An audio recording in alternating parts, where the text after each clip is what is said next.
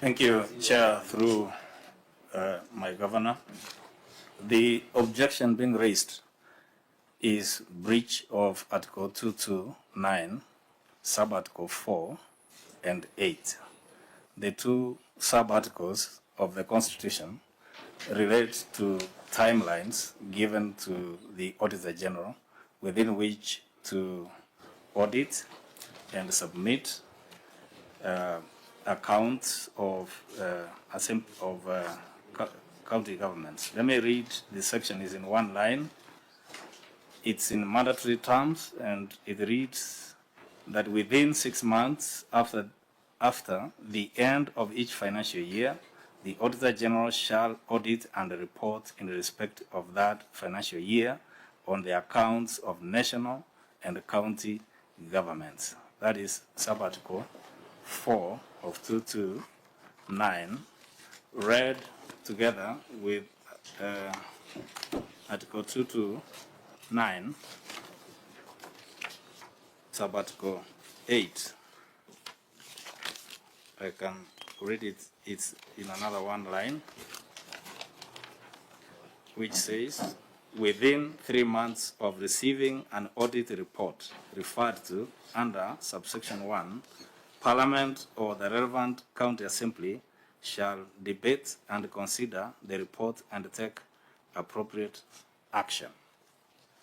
So the net effect of the two sub-articles is that the Auditor General ought to have completed and submitted the audit report of the county government of Kisii by December, and that within 3 months of submitting that report, the Senate here ought to have deliberated and determined these proceedings. So who do you have a problem with? The evidence I have that I can rely on. Which constitutional entity do you have a problem with? Which constitutional entity is in breach of the Constitution, in this case, in your submission? I want to believe both or either, and under the constitutional provisions, it doesn't matter whether it's both or either, if at least one is in breach. What has the Senate breached as far as the Constitution is concerned? 229(8) requires that within 3 months... Can you read it verbatim?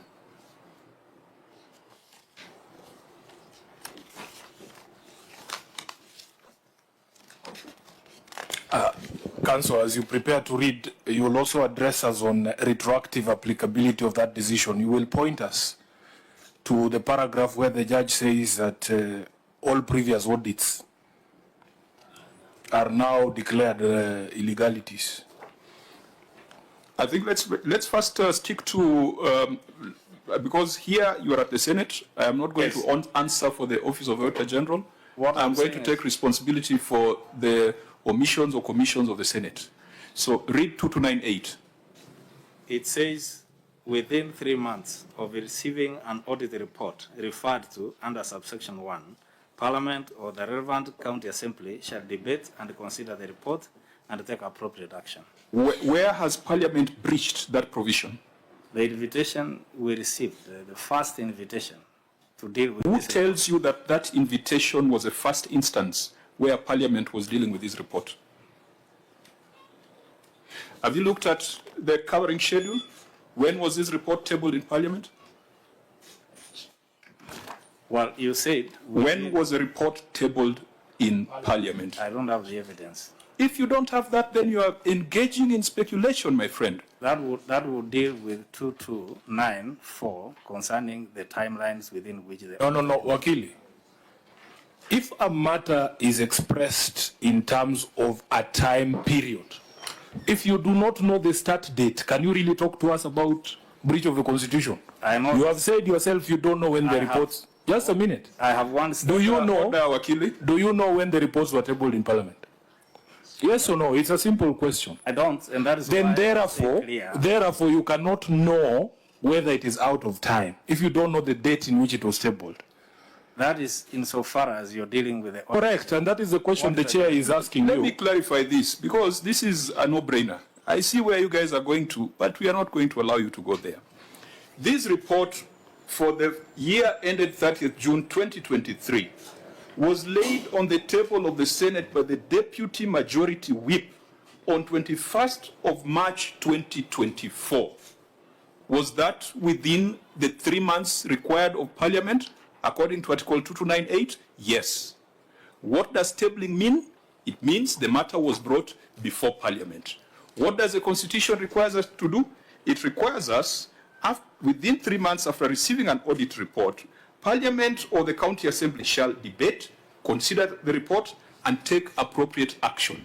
When this report was laid on the table on the 21st of March 2024, the appropriate action that Parliament took was to refer it to the Public Accounts Committee. The Public Accounts Committee was then mandated to look at the issues, to investigate the issues, and to bring back a report. What has this Senate done that is outside the Constitution if the tabling and decision was made on 21st of March? Now, the compliance within 3 months. Was 20 months? I'm referring to the proceedings before you. This is the appropriate action that is subsequent to the decision of 21st of March. You should have done your homework, my friend. Chair, also, and Governor, you need to look at the quality of legal advice you are getting. Yeah, we have 2 reports here. There is 20. I am dealing with this report. What is out of order in the report for the year ended 30th June 2023, as far as the role of Parliament is concerned? What is out of order? I have shown you, Deputy Majority Whip tabled this report on 21st of March 2024, and thereafter, Parliament made the decision that the appropriate action is for the report to be considered by the Public Accounts Committee. Chair, have you looked at the Hansard? I gave this advice based on the 2 reports that were here. No, let's deal with one report at a time. Do you have a problem us taking appropriate action on the report for the year ended 30th June 2023? I will need to be furnished with evidence when. Whose responsibility is it to I have been kind enough to supply that evidence to you, because today you are not running away. Tukona wewe hapa. The evidence is now before you. Can you see the page that the chair is referring to? Chairman, as the CA is looking at that document, rightly the way you put it, you received the document on 21st March. Within the 3 months, which were coming to an end, that is in July, the invite that you gave us, you should have actually made it possible within the 3 months to have considered these reports. Governor, you go back and read Article 2298. Yes. We have looked at this ruling that you have put before us. We have looked at it from page 1 to the last page. What is required of Parliament is to debate, consider, and take appropriate action. What we are doing right now is a part of taking appropriate action. When a report is tabled, the Speaker or the leadership of the House makes certain decisions for action to be taken by a committee that is outside the 3 months that we're talking about here. Chair and Governor, in light of what you told us earlier about your inability to attend this committee, is that really a fair accusation for you to make, knowing very well that you yourself have been unable to appear here, and you have given us reasons? One time you were outside, the other time you were at a presidential function. We were here. Is it fair for you to say that we should have done things that you know you contributed to our inability to do? Chair, that will not be fair. Agreed. But the question is, Chair, apart from where at the Senate as it is, that it did not receive this report on time as required by the Constitution, could we cure?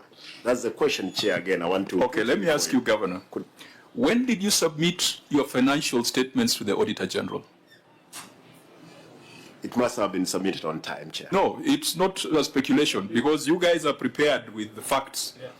what is the date on which you presented your financial statements to the Auditor General?